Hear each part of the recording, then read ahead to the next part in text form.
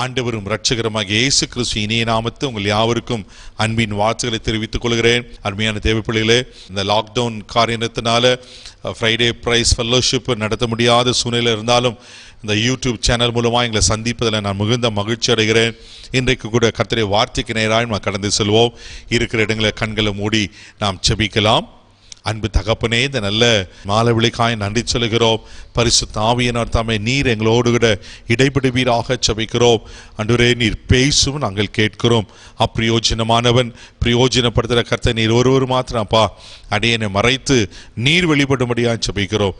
நீர் பொறுப்பெடுத்துகளும் ஆசீர்வதியும் மகிமை உமக்கு செலுத்துகிறோம். இயேசுவின் மூலம் ஜெபம் கேளும் பிதாவே, ஆமென். அல்லேலூயா. எடுத்து வாசிக்க கேட்கலாம். சங்கீதங்களின் புஸ்தகம் 30வது சங்கீதம் 11வது வசனத்தை வாசிக்க கேட்போம். என் புலம்பலை ஆனந்த களிப்பாக மாற பண்ணினீர். என் புலம்பலை ஆனந்த களிப்பாக மாற பண்ணினீர்.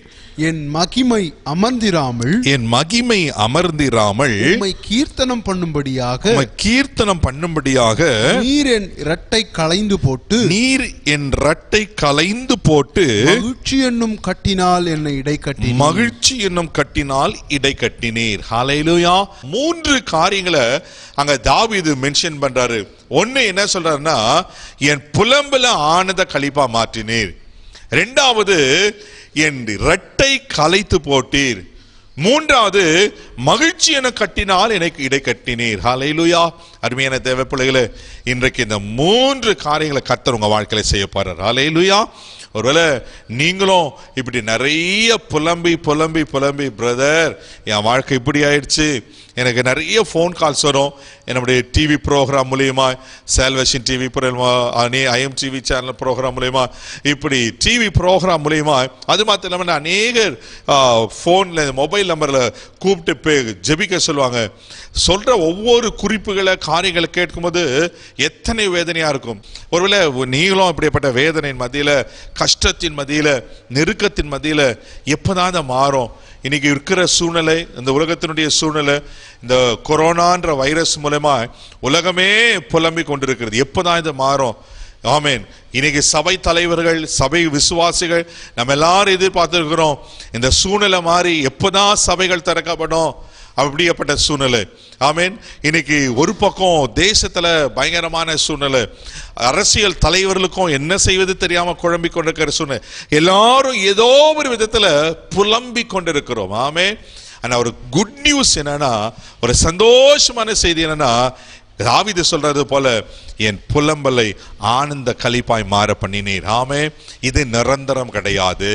ஆமே. சொல்லுங்க பார்க்கலாம். இந்த கொள்ளை நோய் நிரந்தரம் கிடையாது. இப்போ நீங்க கடந்து வர பாருங்க பாதைங்க, கஷ்டத்தின் பாதை, நெருக்கத்தின் பாதை, நிந்தையின் பாதை, அவமானத்தின் பாதை, ஒருவேளை அவப்பெயரின் பாதை, குறைவான பாதை, உங்களை நீங்களே புலம்பிக் கொண்டிருக்கலாம். அருமையான தேவ பிள்ளைகளே, இன்னைக்கு ஒன்று சொல்றேன், உங்க புலம்பல் ஆனந்த களிப்பாய் மாறும். ஆமென், ஆமென், ஆமென். நிச்சயமா சொல்றேன். ஆமென். உங்க புலம்பலை கர்த்தர் ஆனந்த களிப்பாக மாற்ற பண்ணுவார். ஆமென். தேவ மனுஷனாய் சொல்லுகிற உங்க புலம்பல் ஆனந்த களிப்பாய் மாறும். ஆமென்.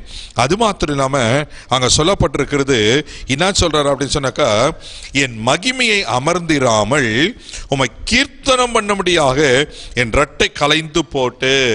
ஆண்டவரே, நான் இப்படியே இருக்க மாட்டேன், இப்படி கட்டுகளில் இருக்க மாட்டேன், சாபத்தில் இருக்க மாட்டேன், பாவத்தில் இருக்க மாட்டேன், நெருக்கத்தில் இருக்க மாட்டேன், நிந்தை அவமானத்தில் இருக்க மாட்டேன், கஷ்டத்தில் இருக்க மாட்டேன்.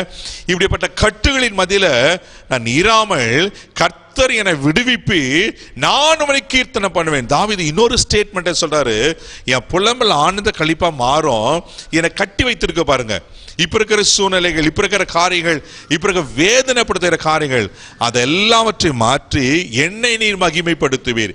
என் மகிமை அமர்ந்திராது. அப்படின்னா எனக்கு கொடுக்கப்பட்டிருக்கிற ஆசீர்வாதங்கள், எனக்கு வைக்கப்பட்டிருக்கிற மேன்மைகள், எனக்கு வைக்கப்பட்டிருக்கிற உயர்வுகள், எனக்கு வைக்கப்பட்டிருக்கிற அந்தஸ்து, பொசிஷன், எப்படி என்னை ஆண்டவர் எப்படிப்பட்ட நிலையில வைக்கணும்னு திட்டம் பண்ணி வச்சிருக்கிறாரோ அது ஒரு நாளும் குறையாது.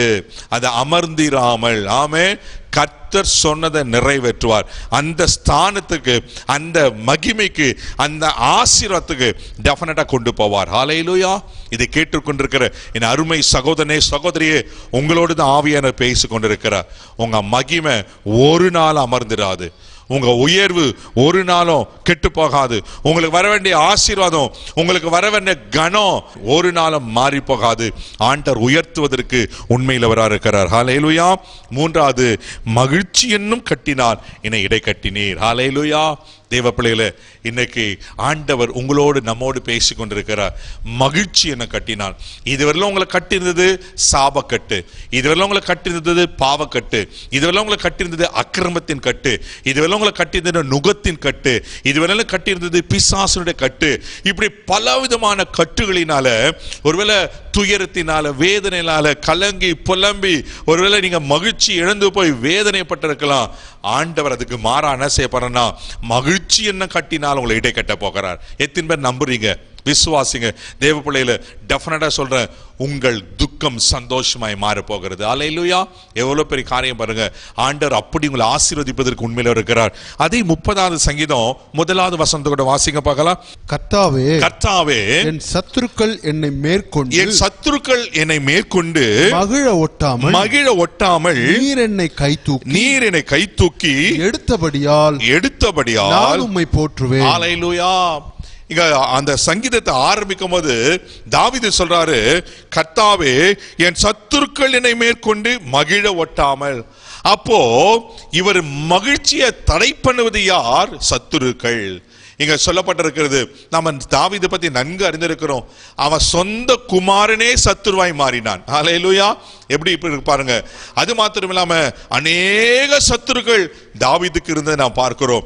அதனால்தான் சங்கீதத்தில் அவர் எழுதுறார், 23ஆம் சங்கீதத்துல, சத்துருக்களுக்கு முன்பாக எனக்கு ஒரு பந்தியை ஆயத்தப்படுத்தி என் தலையை எண்ணெயால் அபிஷேகம் பண்ணுவீர், என் பாத்திரம் நிரம்பி ஒழுகிறது, என் ஜீவனுள்ள நாளெல்லாம் நன்மையும் கிருபையும் என்னை தொடரும். ஹல்லேலூயா.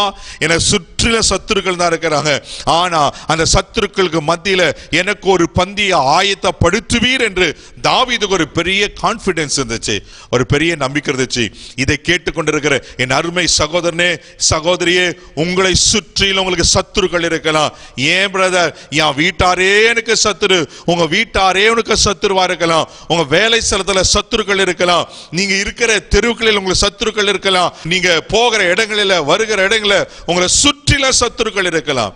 நீங்க முன்னேற முடியாதபடிக்கு உங்களை உங்க மேல பொறாமை கொண்டு, உங்க மேல வெறுப்படைந்து, உங்க மேல எரிச்சல் அடைந்து சத்துரு உங்களுக்கு விரோதமாய் போராடி கொண்டிருக்கலாம். பிரதர், அதுனா பரவாயில்ல, ஆனா என் சத்துருக்கள் எங்களுக்கு விரோதமா மந்திரங்களை பண்றாங்க, பலவிதமான பில்லி சுனங்களை பண்றாங்க, நாங்க முன்னேறக்கூடாதபடிக்கு நாங்க இப்படியே இருக்கணும்னு சொல்லிட்டு இப்படி எதிர் வல்லமைகளை அனுப்புறாங்க.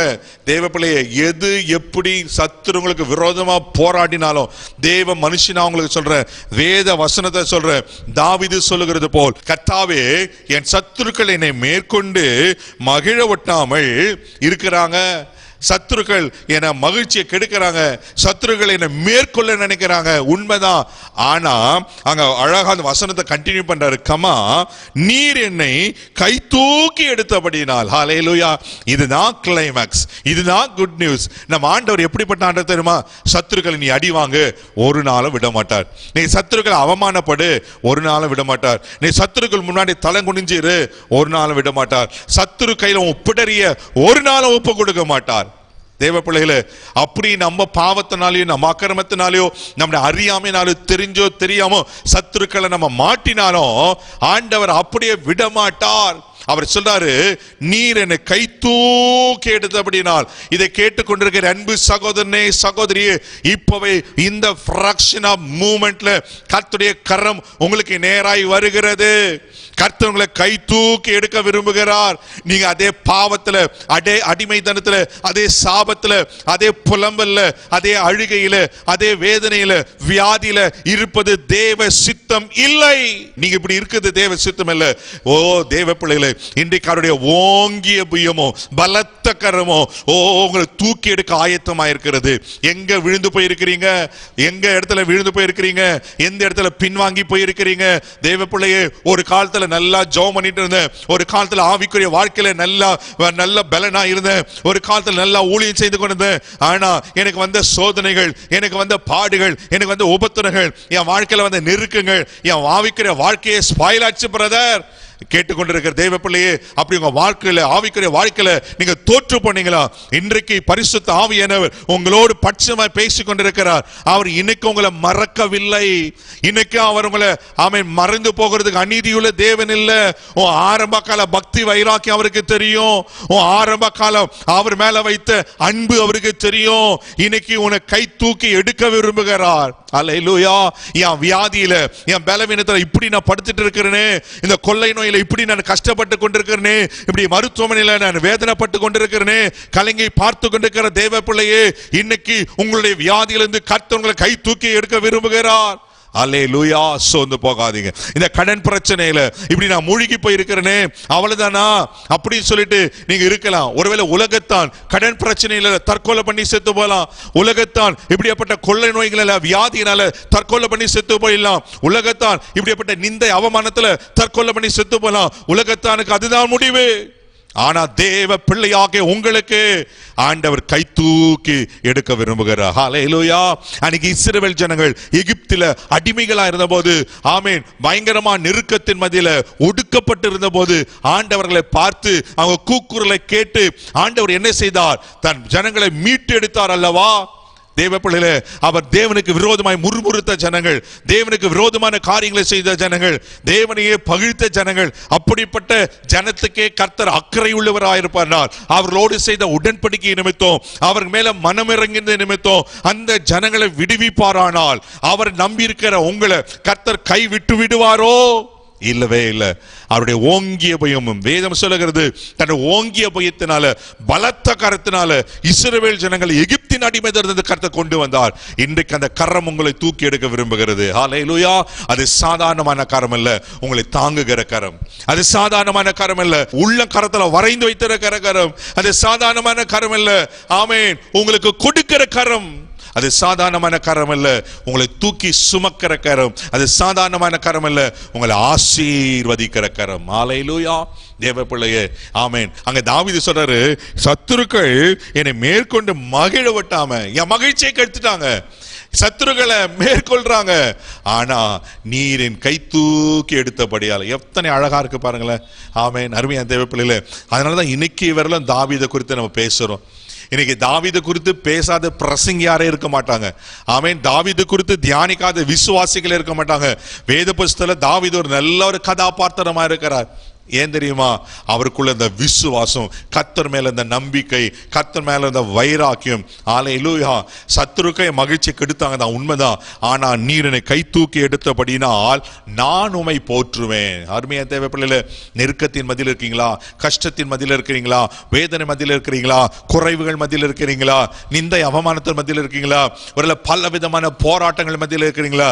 சோர்ந்து போகாதீங்க. ஒரே ஒரு காரியத்தை சொல்றேன், தாவீது செய்ததை நாம் செய்வோம். உம்மை போற்றி துதிப்பேன். நாமே ஆண்டவரை பிரைஸ் பண்ணுங்க, ஆண்டவரை ஸ்தோத்திரிங்க. நான் எக்காலத்துல உம்மை ஸ்தோத்திரிப்பேன் சொல்லுகிறாரு. அருமையா தேவ பிள்ளைகளே, நெருக்கத்தின் மத்தியில, கஷ்டத்தின் மத்தியில, வேதனை மத்தியில ஆண்டவரை துதிப்பது கஷ்டம்தான். ஆமென்.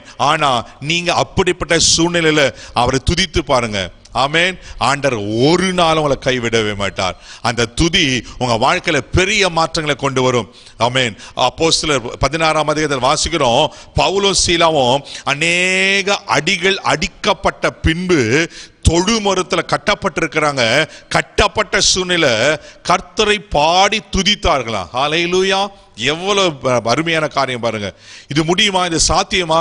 அநேக அடிகள் அடிக்கப்பட்ட, நிறைய அடி வாங்கினாங்க, பயங்கரமான வேதனை, மரணத்தோடு போராடி கொண்டிருக்கிறாங்க, தொழு மரத்துல கட்டப்பட்டிருக்கிறாங்க. அப்படிப்பட்ட சூழ்நிலையில கர்த்தரை துதித்து பாடுறாங்க. இது சாத்தியமா? தேவ பிள்ளையில நீங்கள நான் செய்திருப்போமா? நிச்சயமா என்னால செஞ்சிருக்க முடியாது. ஆனா அந்த பவுலும் சீலாவும் துதித்து பாடின போது கர்த்தர் அங்கே வந்து இறங்கி தன் தூதனை அனுப்பி கர்த்தர் தன் வல்லமையை வெளிப்படுத்துகிறார். தேவ பிள்ளைகளே, ஆமே, அந்த சிறைச்சாலையில் இருந்து அவர்கள் விடுவிக்கப்படுகிறத பார்க்கிறோம். ஒன்னு சொல்லட்டுமா, நீங்க நெருக்கத்தில் இருக்கிறது உண்மைதான், உபத்திரத்தில் இருக்கிறது உண்மைதான், கஷ்டத்தில் இருக்கிறது உண்மைதான், கடன் பிரச்சனை இருக்கிறது உண்மைதான், ஒருவேளை பிள்ளைகள் குறித்த பாரம், எதிர்காலத்துக்கு குறித்த காரியம், வியாதி குறித்த பல விதமான பயம், இதெல்லாம் இருக்கிறது உண்மைதான். இதன் மத்தியில நீங்க கர்த்தரை துதித்து பாடுவீர்களானால் நான் சொல்றேன், உங்களை விடுவிக்க அவர் உண்மையிலவரா இருக்கிறார். ஹல்லேலூயா, ஹல்லேலூயா. சோர்ந்து போகாதீங்க. ஆமென். அப்போ என்ன செய்யற? பிசாசு மகிழ்ச்சி தடுக்கணும்னு நினைக்கிறான். கர்த்தரோ நம்மளை மகிழ பண்ண விரும்புகிறார். ஹல்லேலூயா.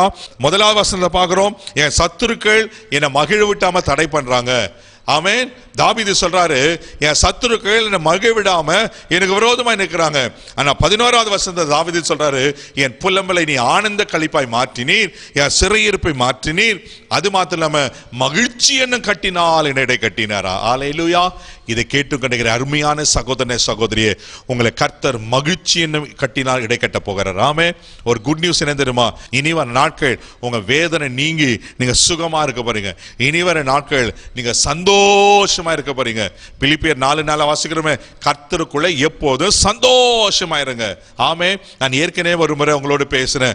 ஏசாயா 35:10 கர்த்தரால் மீட்கப்பட்டவர்கள் ஆனந்த களிப்புடன் பாடி சீயோனுக்கு வருவாங்க. அவங்க தலைமையில என்ன இருக்குமா? நித்திய மகிழ்ச்சி இருக்கும், சஞ்சலமும் தவிப்பும் ஓடி போகுமா. தேவ பிள்ளைகளுக்கு அடையாளம் என்ன தெரியுமா? கர்த்தரால் மீட்கப்பட்டவர்கள் எப்படி தெரியுமா இருப்பாங்க? மகிழ்ச்சியா தான் இருப்பாங்க. ஆமே. அத்திமர துளிர் விடலனால பரவாயில்ல, திராட்சை செடியில பழங்கள் எல்லா கடல பரவாயில்ல, எது இருக்குதோ இல்லையோ, நான் கர்த்தருக்குள் மகிழ்ச்சியாய் இருப்பேன் சொன்னது போல தேவ பிள்ளைகளே, ஆமேன், பிரச்சனைகள் மத்தியில நீங்க மகிழ்ச்சியா இருப்பீங்க. ஹல்லேலூயா. ஏன்னா நீங்க கர்த்தரால் மீட்கப்பட்டவர்கள். ஹல்லேலூயா. அப்போ ஆண்டவர் நம்ம மகிழ்ச்சியா இருக்கணும் விரும்புகிறார். இங்க தாவீது சொல்லுகிறனுமா, என் புலம்பலை ஆனந்த களிப்பாய் மாற்றினீர் சொன்னது போல மகிழ்ச்சி என கட்டினால் என் இடை கட்டின சொன்ன போல கர்த்தர் உங்களுக்கு மகிழ்ச்சி என இடை கட்டினா கட்ட போகிறார். ஆமே. கர்த்தர் உங்களுக்கு மகிழ்ச்சியை தர போகிறாரு. எத்தனை பேர் விசுவாசிக்கிறீங்க? இதை 100க்கு 100 நம்புங்க. டெஃபினட்டா சொல்றேன், உங்க துக்கம் சந்தோஷமாய் மாறும். ஹல்லேலூயா. உங்களை கர்த்தர் மகிழ்ச்சினால இடைக்கட்ட வல்லமையில வர இருக்கிறார். ஆமே. எப்படியெல்லாம் ஆண்டவர் நம்மளை மகிழ்ச்சி ஆக்குறார், இப்படிப்பட்ட காரியங்கள் இல்ல, சில காரியங்களை உங்களுக்கு காண்பிக்க விரும்புறேன். எடுத்து நம்ம வாசிக்க கேட்கலாம். முதலாவதாக ஆமென், ஏசாயா தீர்க்கதரிசன புஸ்தகம் 9ஆம் அதிகாரம் 3வது வசனம் வாசிங்க பார்க்கலாம். அந்த ஜாதியை திரளாக்கி அதற்கு மகிழ்ச்சியை பெருக பண்ணினீர், அதற்கு மகிழ்ச்சியை பெருக பண்ணி அறுப்பில் மகிழ்கிறது போலவும் கொள்ளையை பங்கிட்டு கொள்கையில் களி கூறுகிறது போலவும் உமக்கு முன்பாக மகிழ்கிறார்கள். ஹல்லேலூயா. இங்க சொல்லப்பட்டிருக்கு, எப்படி ஆண்டவர் மகிழ்ச்சியை கொடுக்கிறார, சாதாரணமா அல்ல, அறுப்பில் மகிழ்கிறது போலவும் கொள்ளையை பங்கிட்டு கொள்கையில் களி கூறுவது போலவும் உமக்கு முன்பாக மகிழ்வார்கள். ஆமென். நான் ஏற்கனவே சொன்னேன், உங்க புலம்பல் ஆனந்த களிப்பாய் மாற போகிறது. கர்த்தர் மகிழ்ச்சினால இடை கட்ட போகிறார். அந்த மகிழ்ச்சி எப்படி இருக்குமா? சாதாரணமா இருக்காது. இங்க சொல்லப்பட்டிருக்கிறது அறுப்பில் மகிழ்ச்சி போல. அப்படின்னா ஒரு விவசாயி இருக்கிறான், அந்த நிலத்தை நல்லா உழுது அதுக்கு விதைகளை விதைச்சு, அதுக்கு விதைகளை விதைச்சு அதை சரியாய் பராமரித்து வந்து அந்த பயிர்கள் முளைத்து அது அறுவடைக்கு வரும்போது, அது அறுக்கிற சமயத்துல அது 100 மடங்கு பலன் கொடுக்கும் போது அந்த விவசாயி எப்படி இருப்பான்? அவன் யோசித்து பாருங்க, அவனுக்கு உள்ள எவ்வளவு சந்தோஷமா இருக்கும். அவன் பட்ட பிரயாசத்துக்கெல்லாம் பலனை காணும் போது அது ஒரு அறுப்புல எப்படி அவர் மகிழ்வார்களோ அப்படி கர்த்தர் மகிழ பண்ணுவாரா. ஹல்லேலூயா. அருமையான தேவப்பிள்ளை, சங்கீதம் 126:5 வாசிக்கிறோம், கண்ணீரோடு விதைக்கிறவர்கள் கம்பீரத்தோடு அறுப்பார்கள் என்று. இதை நான் எதுக்கு கம்பேர் பண்றேன்னா, நீங்க ஜெபிச்சிங்க பாருங்க, யாருக்கும் தெரியாம உங்க தலையண அந்த கண்ணீரால நனைந்து, யாருக்கும் தெரியாம இருட்டு அறையில போய் தாழ்பால் போட்டுட்டு அழுதீங்களே, யாருக்கும் தெரியாம உங்க முகத்தை மூடிக்கொண்டு நீங்க அழுதீங்களே, கண்ணீரோடு தேவ சமூகத்துல உங்க புலம்புல சொன்னீங்களே, இப்படியேதான வாழ்க்கை, இவ்வளவுதானா அப்படின்னு சொல்லிட்டு நீங்க கண்ணீரின் மத்தியில நீங்க ஜெபித்த ஒவ்வொரு ஜெபத்துக்கும் பதில் தர வல்லவரா இருக்கிறார். ஹல்லேலூயா. நாட்கள் வரதான் போகிறது. அருமையான தேவ பிள்ளைகளே, அறுப்பில் மகிழ்கிறது போல நீங்க மகிழ போறீங்க. ஆமென், ஆமென். இதை நீங்க விசுவாசிங்க. கர்த்தருடைய தீர்க்கதரிசன வார்த்தை எடுத்துக்கொள்ளுங்க. இதை கேட்டுக்கொண்டிருக்கிற அருமையான சகோதரனே, சகோதரியே, ஒருவேளை நீங்க எப்படிப்பட்ட சூழ்நிலை கேட்கறீங்கன்னு தெரியல. ஆமென் பிரதர், உண்மைதான், இப்படிதான் என் வாழ்க்கை புலம்பிட்டு இருந்தேன், இப்படிதான் நான் தனிமைப்படுத்தப்பட்டு இருந்தேன். கவலைப்படாதீங்க, கர்த்தர் உங்களை மகிழ பண்ணுகிற நாட்கள் வெகு சீக்கிரத்தில் இருக்கிறது. ஆமென். சாதாரணமா இல்ல, ஒரு விவசாயி எப்படி அறுப்புல மகிழ்வானோ அப்படி இரண்டாவது சொல்லப்பட்ட கொள்ளையை பங்கிட்டுக் கொள்கிறது போல அருமையான தேவ பிள்ளைகளே, இன்னைக்கு கர்த்தர் உங்களை அப்படி மகிழ பண்ணதுக்கு உண்மையில் அவர் இருக்கிறார். ஹல்லேலூயா. மறுபடியும் சொல்றேன், நீங்க ஜெபத்துல இன்வெஸ்ட் பண்ணது ஒரே ஒரு நேரம் கூட வீண் போகாது. அவர் சமூகத்துல நீங்க புலம்பின, நீங்க விட்ட ஒரு சொட்டு கண்ணீர் கூட வீண் போகாது. ஹல்லேலூயா. எப்படி ஒரு விவசாயிக்கு அவன் பட்ட பிரயாசங்களை காலையில் அதிகாலை 4 மணிக்கு எழுந்து அந்த உழுது பல பிரயாசங்களை பல ப்ராசஸ் செய்து அந்த அறுவடைகளை அதை முதிர்ந்து அறுக்கும் போது எப்படி சந்தோஷப்படுவானோ, தேவ பிள்ளைகளை, தேவ சமூகத்தில் நீங்க செலவிட்ட நேரங்கள், தேவ சமூகத்தில் நீங்க காத்திருந்த நேரங்கள், தேவ சமூகத்தில் நீங்கள் விட்ட கண்ணீர்கள் ஒன்று வீண் போகாது. நிச்சயமா சொல்றேன், அதையெல்லாம் கர்த்தர் கணக்கு வைத்திருக்கிறார். ஒண்ணு தெரியுமா, நம்ம கண்ணீரை அவர் துருத்தியில வைத்திருக்கிறாரா, அவர் சேவ் பண்ணி வச்சிருக்கார். அதுக்கெல்லாம் ஒரு கணக்கு இருக்கு. ஹல்லேலூயா. வேதத்தில் அநேகரை என்னால காண்பிக்க முடியும். அன்னாள் மிகவும் அழுதலாம். அன்னாள் அழுத கண்ணீரை கர்த்தர் கணக்கு வைத்திருந்தார். அன்னாளுக்கு கர்த்தர் ஆமென் மகிழ்ச்சியை கட்டளையிட்டார். ஆகார் வனாந்தரத்துல பிள்ளை சாகிறத பார்க்காம அம்பு பாயும் தூரத்தில் அழுதாலாம். ஆமென். அந்த பிள்ளையின் சத்தத்தை கர்த்தர் கேட்டாரு, அவ கண்ணீரையும் பார்த்தாரு. ஆகாருக்கு கர்த்தர் அற்புதம் செய்தார். தேவ பிள்ளைகளே, எசேக்கியா பலர வேதத்துல பார்க்கிறோம். மார்த்தாள் மரியாள் அழுகுறாங்க. அங்க அழுகிறத பார்த்து இயேசு அழுகிறார். இயேசு அழுகிறார். அப்போ எந்த அளவுக்கு அவர் வேதனைப்படுத்திருக்கோம். தேவ பிள்ளையில ஒன்னு சொல்லட்டுமா, அவர்கள் அழுகிறதை பார்த்து செத்து போன பிணத்தை 4 நாள் கல்லறைக்குள் இருந்தவன ஆமென் கர்த்தர் வெளியே எழுப்புவாரானால் உங்க கண்ணீரின் ஜெபம், உங்க அழுகையின் ஜெபம், உங்க மன்றாட்டு ஜெபம், தேவ சமூகத்துல நீங்க விட்ட ஒவ்வொரு சொட்டு கண்ணீரும் ஒன்னு நிச்சயமா சொல்றேன், நீங்க தேவ சமூகத்துல சொன்ன உங்க கூப்பிடுதல், நீங்க கூப்பிடுதல் சொன்ன காரியங்கள் எல்லாவற்றை கர்த்தர் கணக்க வைத்திருக்கார். நிச்சயமா சொல்றேன், அதுக்கெல்லாம் பதில் வரப்போகிறது. ஒன்னு சொல்லட்டுமா, இனி வர நாட்கள் ஒரு இந்த first half of the year எப்படி இருந்துச்சுன்னு தெரியல, பரவாயில்ல போகட்டும். இந்த 2020 வருஷம் துவங்கி நிறைய போராட்டம் பரவாயில்ல, ஆனா முடிக்கும் போது நீங்க அப்படி முடிக்க போகிறது இல்ல. தேவ மனுஷன் அங்க சொல்றேன், மகிழ்ச்சியோடு முடிக்க போறீங்க. ஹல்லேலூயா, ஹல்லேலூயா. என் ஆவிக்குரிய வாழ்க்கையில ரட்சிக்கப்பட்ட புதுசுல நல்லா சந்தோஷமா இருந்தேன் பாருங்க, நல்லா ஜெபத்துல கர்த்தரோடு கூட நடந்தேன். ஆனா இப்ப போக போக போக என்னத்துல எனக்குள்ள ஒரு ட்ரைனஸ். சோர்ந்து போகாதீங்க, கர்த்தர் உங்களை மகிழ பண்ணுவார். ஆமே, அறுப்புல மகிழ்கிறது போல நீங்க மகிழ்வீங்களா? எத்தனை பேர் விசுவாசிக்கிறீங்க? தேவ பிள்ளையில அறுப்புல மகிழ்கிறது போல கர்த்தர் உங்களை மகிழ பண்ணுவார். ஹல்லேலூயா, ஹல்லேலூயா. சோர்ந்து போகாதீங்க. இரண்டாவது, ஆண்டவர் எப்படி நம்மளை மகிழ பண்ணுவார்? ஏசாயா தீர்க்கதரிசன புஸ்தகம் 51ஆம் அதிகாரம் 3வது வசனம் கூட வாசிக்க கேட்கலாமே. கர்த்தர் சியோனுக்கு ஆறுதல் செய்வார். கர்த்தர் சியோனுக்கு ஆறுதல் செய்வார். அவர் அதன் பாழான ஸ்தலங்களை எல்லாம் தேறுதல் அடைய செய்து வனாந்தரத்தை ஏதேனை போலவும் அதன் அவாந்தர வெளியை கர்த்தரின் தோட்டத்தை போலவும் ஆக்குவார். அதன் அவாந்தர வெளியை கர்த்தருடைய தோட்டத்தை போலவும் ஆக்குவார். சந்தோஷமும் மகிழ்ச்சியும் துதியும் கீத சத்தமும் அதில் உண்டாயிருக்கும். ஹல்லேலூயா, ஹல்லேலூயா. தேவ பிள்ளைகளே, மிக அழகாக சொல்லப்பட்டிருக்கு. ஆமென்.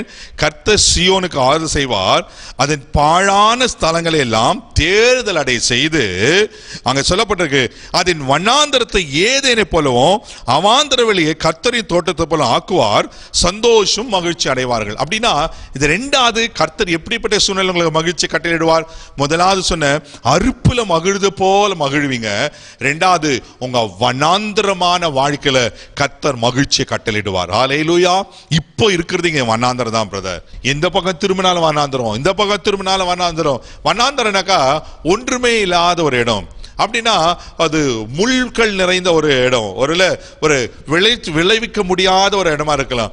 தேவ பிள்ளைல வனாந்தரம் அப்படின்னா ஒரு வெறுமையான இடம். உங்க வாழ்க்கையில எல்லாமே எம்டியாக பிரதர், வெறுமைதான். என் வாழ்க்கையில் ஒரு எனக்கு ஞானமும் கிடையாது, என் படிப்பில் ஒரு முன்னேற்றம் இல்லை, எம்டியா ஃபீல் பண்றேன். ஒருவேளை குடும்ப வாழ்க்கையில இப்படி எம்டியா தான் இருக்கு, எனக்கு எல்லாமே வெறுமையா இருக்கிறது போல இருக்கிறது காணப்படுறீங்களா? ஒன்னு சொல்லட்டுங்களா தேவ பிள்ளைகளே, உங்க வண்ணாந்திரத்துல கர்த்தர் மகிழ்ச்சியை உண்டு பண்ணுவார். ஹல்லேலூயா. ஒரு சம்பவம் எனக்கு ஞாபகம் வருது. மத்திய எழுதின சுவிசேஷம் 14ஆம் அதிகாரத்தில் வாசித்தீங்கன்னா, அங்க 14ஆவது வசனத்துல வாசிக்கிறோம், இயேசு வனாந்தரத்துல இருந்தார் என்று. வனாந்தரமான இடத்துக்கு தனியா போனாரு. அங்க அவருக்கு ஒரு கஷ்டம் இருந்துச்சு. ஏன்னா யோவான் ஸ்நானகர் சிறை சேதம் பண்ணப்படுகிறார். இது கேள்விப்பட்டோம்னா அவருக்கு உண்மையில மனசு வேதனை அடைஞ்சிருக்கும். இயேசு வனாந்தரத்துல, இயேசுக்கு வனாந்தர அனுபவம் தெரியும். தர்மியான தேவ பிள்ளைகளே, ஒருவேளை நீங்களும் கூட இப்படிப்பட்ட வனாந்தரமான காரியத்தில் போகிறீங்களா? இப்போ எல்லாத்துலயும் ஒரு வெறுமை பிரதர், எதுக்கு எடுத்தாலும் ஃபெயில், கை கூடியவே வர மாட்டேது, எல்லாமே தோல்வி தான் அடைஞ்சிருக்கிறேன், எல்லாத்துலயும் ஒரு நஷ்டம். அப்படி உங்களை நீங்களே வெறுப்பு அடைஞ்சிருக்கலாம். ஒரு குட் நியூஸ் உங்களுக்கு சொல்றேன் தேவ பிள்ளைகளே, உங்க வனாந்தரம் தான் எப்படி மாறப்போகிறதா இங்க வசனம் சொல்லப்பட்டிருக்கிறது. வனாந்தரத்தை ஏதேனை போலவும் அதன் அவாந்தர வெளியை கர்த்தரின் தோட்டத்தை போலவும் ஆக்குவாரா. ஆமென். ஏதேன் சாதாரணமான இல்ல, தேவன் வாசம் பண்ணுகிற இடம். ஆமென். ஏதேன்ல எல்லா விதமான மரம் செடி கொடிகள் பூ இருந்தது. அருமையான தேவ பிள்ளைகளே, ஏதேன்ல 4 நதிகள் பாய்ந்ததை பார்க்கிறோம். பைசோன், கீகோன், இதகேல், ஐப்பராத். அருமையான தேவ பிள்ளைகளே, இதுக்கெல்லாம் ஒவ்வொரு ஆவிக்குரிய அர்த்தங்கள் இருக்கிறது. ஆமீன். அப்படிப்பட்ட ஒரு செழிப்பான இடமா தான் இருந்துச்சு. அப்ப கர்த்தர் என்ன சொல்றாரு, உன் வனாந்தரத்தை நான் செழிப்பா மாற்றுகிறேன், உன் அவாந்தர வெளியில நான் செழிப்பாய் மாற்றுகிறேன். ஆமீன். ஏதேனை போலவும் அவாந்தர வெளி கர்த்தரின் தோட்டத்தை போல ஆக்குவார். சந்தோஷமும் மகிழ்ச்சியும் துதியும் கீதமும் அதில் உண்டாயிருக்கும். ஹல்லேலூயா. நீங்க இதுவரையிலும் நீங்க வனாந்தரத்தை, அவர் தான் என் வாழ்க்கை முடிஞ்சிடுச்சு, அவ்வளவுதான் முடிச்சு அப்படின்ட்டு நீங்க யோசிச்சிருக்கீங்க பாருங்க. தேவ பிள்ளையில கர்த்தர் உங்களை மகிழ்ச்சியாக்க உண்மையில இருக்கிறார். ஹல்லேலூயா. அந்த சாதாரணமான மகிழ்ச்சியில ஏதேன் தோட்டத்தை போல, கர்த்தரின் தோட்டத்தை போல. ஆமென். கர்த்தரின் தோட்டத்துல ஜீவ விருட்சம் இருந்தது. இன்னொரு விலை மதிக்க முடியாத ஒரு காரியம், தேவன் அங்க உலாவினார், தேவ பிரசனம் அங்க இருந்தது. அங்க அந்தி சந்தி மாலை வெளியில வந்து பகலின் குளிர்ச்சியான வெளியில அவனோடு பேசுவாராம், உலாவாராம். எவ்வளவு சந்தோஷமா இருந்திருக்கும். அப்படிப்பட்ட சந்தோஷத்தை கர்த்தர் உங்க வாழ்க்கையில கொடுக்க உண்மையில இருக்கிறார். நீங்க உங்க வனாந்தரத்தை, உங்க அவாந்தர வெளிய கர்த்தர் நீர் தடாகமாய் மாற்றி, ஏதேனை போல மாற்றி, கர்த்தரின் தோட்டத்தை போல மாற்றி, அதுல ஆமென் ஆசீர்வாதத்தை உங்களுக்கு தருவதற்கு, மகிழ்ச்சியை காண்பதற்கு உண்மையில இருக்கிறார். சோர்ந்து போகாதீங்க. ஹல்லேலூயா. மூன்றாவது, இந்த மகிழ்ச்சி எப்படிப்பட்ட மகிழ்ச்சியை கர்த்தர் தர விரும்புகிறார்? எடுத்து வாசிக்க கேட்கலாம். ஏசாயா தீர்க்கதரிசன புஸ்தகம் 60ஆம் அதிகாரம் 15வது வசனத்தை கூட வாசிக்க கேட்கலாமே. ஏசாயா 60:15 வாசிங்க பார்க்கலாம். நீ நெகிழப்பட்டதும் கைவிடப்பட்டதும் ஒருவரும் கடந்து நடவாததுமாய் இருந்தாய். ஆனாலும் உன்னை நித்திய மாட்சிமையாகவும் தலைமுறையாய் இருக்கும் மகிழ்ச்சியாகவும் வைப்பேன். தலைமுறையாக மகிழ்ச்சியாக வைப்பேன். ஆமென். இப்ப மூன்றாவது, இந்த மகிழ்ச்சி உங்களுக்கு மாத்திரமில்ல, ஜெனரேஷனா கர்த்தர் உங்க தலைமையில வைப்பார். ஹல்லேலூயா. நீங்க மகிழ்ச்சியா இருக்கிறது மாத்திரமல்ல தேவ பிள்ளையே, உங்க பிள்ளைகள் மகிழ்ச்சியா இருப்பாங்க, உங்க சந்ததி மகிழ்ச்சியா இருக்கும். அங்க வேதம் சொல்லு, நீ நெகிழப்பட்டதும் கைவிடப்பட்டதும் ஒருவரும் கடந்து நடவாதுமா இருந்தாய். அப்படின்னா கைவிடப்பட்ட சூழ்நிலை. எனக்கு நீ யாருக்கா பிரதர், நான் ஒரு அநாதை போல இருக்கிறேன். அப்படிப்பட்ட ஒரு உலகம் என்ன கைவிட்டுச்சு, உலக உறவுகள் என்ன கைவிட்டுச்சு, சூழ்நிலை என்ன கைவிட்டுடுச்சு. இன்னும் சில சொல்லி நான் கேட்டிருக்கிறேன், ஆண்டவர் கூட என்ன மறந்துட்டாரா? என்ன ஆண்டவர் என்ன கைவிட்டுட்டாரு? ஒரு நாள் ஆண்டவர் கைவிட மாட்டார். தேவ பிள்ளையில ஒரு நாளும் கர்த்தர் கைவிட மாட்டார். ஆமென். கர்த்தர் கைவிட்டா நம்மளாம் எங்க போவோம்? ஆமென். ஆனா ஏசாயா 54:7 வாசிக்கிறோம், இமைப்பொழுதுனை கைவிட்டேன், ஆனாலும் உருக்கமான இரக்கங்களால சேர்த்துக் கொள்வாராம். அப்படி சப்போஸ் ஆண்டவரே நம்ம கைவிட்டாலும் இமீடியேட்டா ஒரு ஃபிராக்ஷன் ஆஃப் மூமெண்ட் தான், ஒரு நொடி பொழுது அவரால் உங்களை பிரிஞ்சு வாழ முடியாது. ஒன்னு சொல்லட்டுமா? நிச்சயமா சொல்றேன் தேவ பிள்ளையில, யாரெல்லாம் அவர் விசுவாசித்து அவர் பிள்ளைகளா இருக்கீங்களோ, ஒரே ஒரு நொடி பொழுது கூட ஆண்டவரால் உங்களை விட்டு பிரிய முடியாது, பிரிஞ்சு இருக்க முடியாது. ஆமே. நிச்சயமா சொல்றேன். ஒருவேளை நீங்க ஒன்ன பிரிஞ்சு போயிடலாம், நீங்க நாலு கணக்கா ஜெபிக்காம இருக்கலாம், நாலு கணக்கா வேதத்தை வாசிக்காம இருக்கலாம், நாலு கணக்கா வாரக்கணக்கா ஆலயத்துக்கு போகாம இருக்கலாம், நீங்க உங்க இஷ்டத்தின்படி வாழலாம், ஆண்டவரை தேடாம நீங்க இருக்கலாம். ஆனா அவரால் உங்களை விட்டு இருக்க முடியாது. ஆமென். ஏன்னா அவர் தகப்பன் போன்றவர், அவர் தகப்பன் போன்றவர், தாயை போன்றவர். அல்லேலூயா. தேவ பிள்ளையே, ஒரு ஸ்திரீ தன் பாலகனை மறப்பாலோ, அப்படி மறந்தாலும் நான் உங்களை மறப்பதில்லை சொல்லியிருக்கிறாரு. அவர் பொய்யா சொன்னாரு. தேவ பிள்ளையில அவர் சொன்னதுதான். அல்லேலூயா. சோர்ந்து போகாதீங்க அருமையான தேவ பிள்ளையில. அப்போ அவர் நம்மோடு கூட இருக்கிறார். இங்க சொல்லப்பட்டிருக்கு, கடந்து நடவாதுமாய் இருந்தாய், ஆனாலும் உன்னை நித்திய மாட்சிமையாகவும் தலைமுறை தலைமுறை மகிழ்ச்சியாக வைப்பேன். அல்லேலூயா. நித்தியம் அப்படியே எவர் லாஸ்டிங், உன்னை மாட்சிமையா அப்படின்னு உயர்ந்த ஸ்தானத்துல வைக்கிறது மாத்திரமில்லாம தலைமுறை தலைமுறையா மகிழ்ச்சியாக்குவார். எத்தனை பேர் நம்புறீங்க? தேவ பிள்ளை, இதை விசுவாசிங்க. ஆமென். நிச்சயமா ஆண்டவர் உங்களை அப்படி ஆசீர்வதிக்க உண்மையில அவர் இருக்கிறார். நீங்க இவ்வளவு நாள் புலம்பிட்டு இருந்தீங்க, உங்களை குறித்து புலம்பிட்டு இருந்தீங்க. இப்ப ஆண்டவர் உங்களை ஆசீர்வதிக்கிறது மாத்திரம் உங்களுக்கு மகிழ்ச்சி தருகிறதும் இல்லாம ஆண்டவர் சொல்ற தலைமுறை தலைமுறை தரப்போறேன். நீங்க உண்மையிலவர்களா இருப்பீங்கன்னா, நீங்க கர்த்தருக்குள்ள மகிழ்ச்சியா இருப்பீங்கன்னா, அந்த ரட்சிப்பின் மகிழ்ச்சியை நீங்க காத்து கொண்டிருப்பீங்கன்னா, உங்க தலைமுறை தலைமுறை ஆசீர்வதிக்கப்பட்டிருக்கும். அவங்கள கர்த்தர் மகிழ்ச்சியா வைப்பார். ஹல்லேலூயா. எவ்வளவு பெரிய ஆசீர்வாதம் இல்ல, எவ்வளவு பெரிய பாக்கியில. யோசித்து பாருங்க. எங்க ஆண்டவர் சொல்றாரு, உன்னை தலைமுறை தலைமுறையா மகிழ்ச்சியாக வைப்பேன். ஹல்லேலூயா. இன்னொன்னு சொல்றேன், உங்க பிள்ளைங்க ஆசீர்வாதமா இருக்கிறது, உங்க சந்ததிகள் ஆசீர்வதிக்கப்பட்டு கர்த்தருக்குள்ள களி கூறுவதை பார்த்து நீங்க மகிழ்ச்சி அடைவீங்க. ஹல்லேலூயா. நிச்சயமா கர்த்தர் உங்களை ஆசீர்வதிப்பதற்கு உண்மையில உங்க புலம்பல் ஆனந்த களிப்பாய் மாறும். நான்காவது, ஆண்டவர் எப்படி மகிழ்ச்சியாக்க விரும்புகிறார்? அது ஏசாயா தீர்க்கதரிசன புஸ்தகம் 61 அதிகாரம் 7 வாசிங்க பார்க்கலாம். ஏசாயா 61:7. உங்கள் வெட்கத்துக்கு பதிலாக, உங்க வெட்கத்திற்கு பதிலாக இரட்டத்தனையாய் பலன் வரும், இரட்டத்தனையான பலன் வரும். லட்சைக்கு பதிலாக, லட்சைக்கு பதிலாக தங்கள் பாகத்தில் சந்தோஷப்படுவார்கள். அது நிமித்தம் தங்கள் தேசத்தில் இரட்டிப்பான சுதந்திரம் அடைவார்கள். ஓகே. நித்திய மகிழ்ச்சி அவர்களுக்கு உண்டாகும். ஹல்லேலூயா. ஆண்டவர் நான்காவது நித்திய மகிழ்ச்சி அப்படின்னா அழியாத ஒரு மகிழ்ச்சி, எப்பவுமே இருக்கிற ஒரு மகிழ்ச்சியை கர்த்தர் உங்களுக்கு தர விரும்புகிறார். ஹல்லேலூயா. அங்க சொல்லப்பட்டிருக்கு, உங்கள் வெட்கத்துக்கு பதிலாக இரட்டத்தனையான பலன் வரும், உங்க இலட்சிக்கு பதிலாக தங்கள் பாகத்தில் சந்தோஷப்படுவார்கள். ஒருவேளை நான் ஏற்கனவே சொன்னது போல நீங்க வெட்கப்பட்டு கூனி குறுகி போய், ஒருவேளை நீங்க நெருக்கப்பட்டு, நீங்க வெட்கப்பட்டு அவமானப்படுத்தப்பட்டு அப்படியே கண்ணீரின் பாதையில, நீங்க நெருக்கத்தின் பாதையில கடந்து போயிருக்கலாம். தேவ பிள்ளையில ஒன்று சொல்றேன், உங்க வெட்கத்திற்கு பதிலாக இரட்டத்தனையான பலனை கர்த்தர் கொடுப்பார். அது மாத்திரம் இல்லாம நித்திய மகிழ்ச்சி உங்க தலைமையில இருக்குமா? ஆமென். அப்படின்னா இந்த மகிழ்ச்சியை இரட்டிப்பா கர்த்தர் உங்களுக்கு தரப்போகிறார். நான் இது கொஞ்சம் மாற்றிக்கொள்ள விரும்புறேன். இந்த மகிழ்ச்சியை சாதாரண ஒரு மகிழ்ச்சி கிடையாது, அப்படியே இரட்டிப்பான மகிழ்ச்சி. அப்படின்னா ஆவிக்குரிய சந்தோஷம் உண்டாக போகிறது, உலகத்துக்குரிய காரியத்தினால் வருகிற ஆசீர்வாதத்தினால் வருகிற மகிழ்ச்சி அடைபறீங்க. ஆமென். புரியுதுங்களா தேவ பிள்ளையில? நீங்க ஸ்பிரிச்சுவலாவும் ஜாய்ஃபுல்லா இருக்க போறீங்க. தேவ சமத்துல களி கூர்ந்து, தேவ பிரசன்னத்தை உணர்ந்து தேவனோடு கூட நீங்க களி கூற போறீங்க. அட் த சேம் டைம் உலகத்துக்கு உண்டான ஆசீர்வாதத்தினால கர்த்தர் உங்களை பிளஸ் பண்றதை பார்த்து நீங்க மகிழ்ச்சியா இருக்க போறீங்க. ஆமென். ஆமென். இவ்வளவு நாளா வெட்கப்பட்டது போதும், இவ்வளவு நாள் அவமானப்படுத்தப்பட்டது போதும், இவ்வளவு நாளா கூனி குறுகியது போதும். கர்த்தர் அதை மாற்றி உங்களுக்கு இரட்டிப்பான மகிழ்ச்சி கொடுப்பதற்கு உண்மையில இருக்கிறார். விசுவாசிங்க. ஹல்லேலூயா. கடைசியா ஆண்டவர் எப்படிப்பட்ட மகிழ்ச்சி எனக்கு தர விரும்புகிறார்? எடுத்து வாசிக்க கேட்கலாம். ஏசாயா 62 அதிகாரம் 5வது வசனம் கூட வாசிங்க பார்க்கலாம். வாலிபன் கன்னிகையை விவாகம் பண்ணுவது போல, வாலிபன் கன்னிகை விவாகம் பண்ணுவது போல மக்கள் உன்னை விவாகம் பண்ணுவார்கள். ஓகே.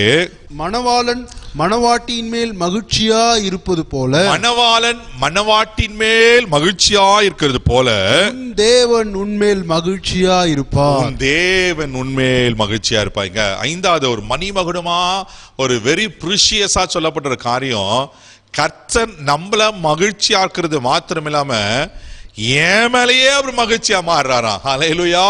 ஒரு மணவாளன் எப்படி மணவாட்டி மேல மகிழ்ச்சியா இருப்பாலோ, அப்படி நித்திய மலவானாளனாகிய அவர் ஏன் மேல அவர் மகிழ்ச்சியா இருக்க விரும்புகிறார். அப்படின்னா இது கொஞ்சம் இன்னொன்னு மாத்தி சொல்ல விரும்புறேன்.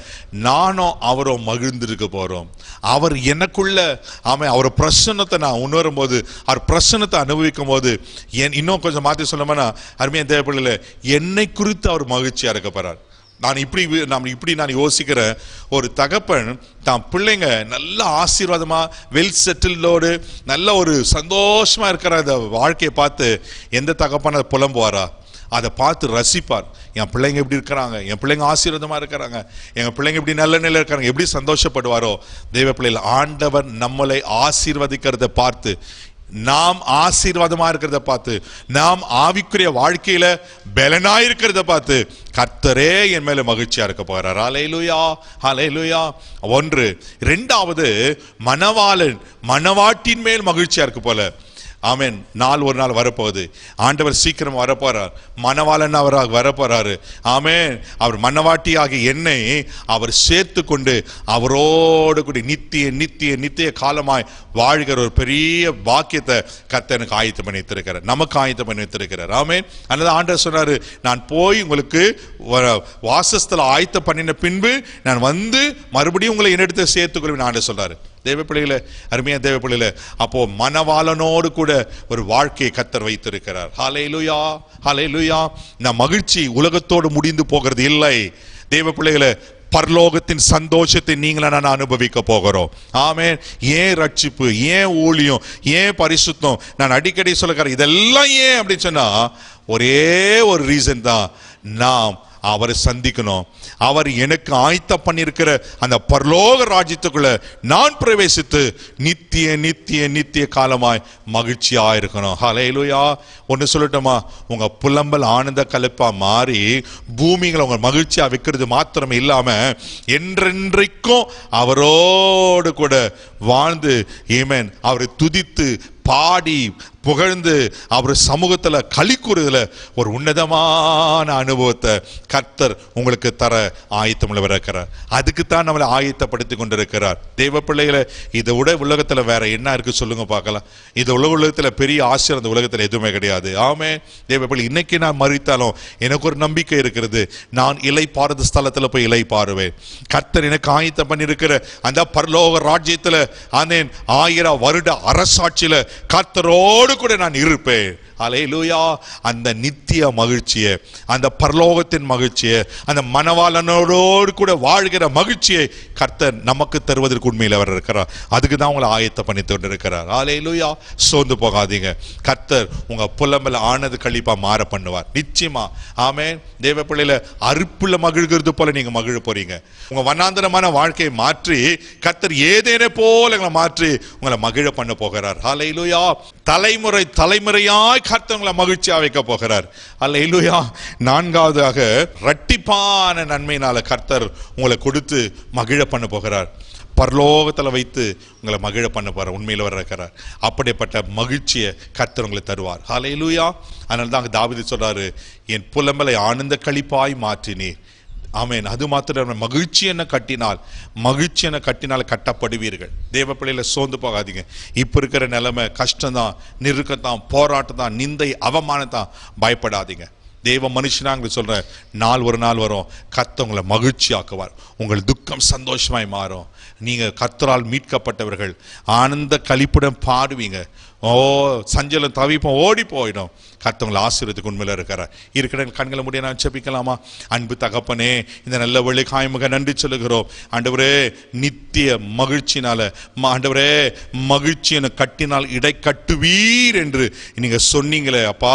இப்பொழுது கூட இயேசுவின் நாமத்தினால ஆண்டவரே, தாவீது சொல்லுகிறார், சத்துரு என மகிழ ஓட்டாமல் பண்றான் ஆண்டவரே, ஆனால் நீர் ஆண்டவரே மக்கு ஸ்தோத்திரம் ஆண்டவரே, என மகிழ்ச்சி என கட்டினால் இடை கட்டுவீர் என்று சொல்லுகிற போல் அப்பா, என்ன போராட்டத்தினால, பிரச்சனையினால, வேதனையினால, சத்துரு கொண்டு வந்த நெருக்கத்தினால எங்க மகிழ்ச்சி களவாடப்பட்டதோ, இன்னைக்கு இயேசுவின் நாமத்தினால மறுபடியும் அந்த மகிழ்ச்சி இவர்களுக்குள்ள வருவதாக, ஆடல் பாடல் சத்தம் கேட்பதாக, சந்தோஷம் அடைவார்களாக. அப்பா உமக்கு ஸ்தோத்திரம். அறுப்பில் மகிழ்கிறது போல் மகிழ் பண்ணுவேன் சொன்ன கர்த்தர் ஆண்டவரே, ஏதேன் தோட்டத்துல போல ஆசீர்வதிப்பேன் சொன்ன கர்த்தர் ஆண்டவரே, தலைமுறை தலைமுறையா மகிழ்ச்சியை கொடுப்பேன் சொன்ன கர்த்தர் ஆண்டவர், இரட்டிப்பான மகிழ்ச்சியை தருவேன் சொன்ன கர்த்தர், அந்த பரலோக சந்தோஷத்தை கொடுப்பேன் சொன்ன கர்த்தர், இன்னைக்கு இயேசுவின் நாமத்தினால இதை பார்த்து கொண்டிருக்கிற ஒவ்வொரு தேவ பிள்ளைகளோடு இடைபடுவீராக. இங்க துக்கங்கள் சந்தோஷமாய் மாறட்டும். எங்களை மகிழ பண்ணுவீராக. இங்க புலம்பல் ஆனந்த களிப்பாய் மாறுவதாக. உங்க கை இப்போது தூக்கி எடுப்பதாக. என்ன அடி பாதாளத்துல விழுந்துட்டு இருந்தாலும், என்ன பள்ளத்தாக்கல விழுந்துட்டு இருந்தாலும், இப்போது இப்போது உங்க ஓங்கிய புயமும் பலத்த கரமும் இயேசுவின் நாமத்தினால செபிக்கிற தூக்கி எடுப்பதாக கட்டளை கொடுக்கிறப்பா. வியாதிகள் மாறட்டும், பலவீனங்கள் மாறட்டும், சோர்வுகள் மாறட்டும், துக்கம் மாறட்டும் ஆண்டவரே. அப்பா உம்மை ஸ்தோத்திரம். இவளை மகிழ்ச்சி ஆக்குவீராக, மகிழ்ச்சினால் இவளை இடை கட்டுவீராக. நீங்க அப்படி செஞ்சிட்டீங்க, அதற்காக ஸ்தோத்திரம். ஆசீர்வதி, குறைவுகள் நிறைவாய் மாற்றும். இயேசுவின் மூலம் ஜெபம் கேளும் பிதாவே, ஆமென். தேவ பிள்ளைகளே, நிச்சயமா கர்த்தர் உங்களை மகிழ பண்ணுவார். ஆமென். ஆண்டவர் கொடுக்கிற மகிழ்ச்சியில நீங்க களி கூறுவீர்கள். கர்த்தர் தாமே உங்களை ஆசீர்வதிப்பாராக. ஆமென்.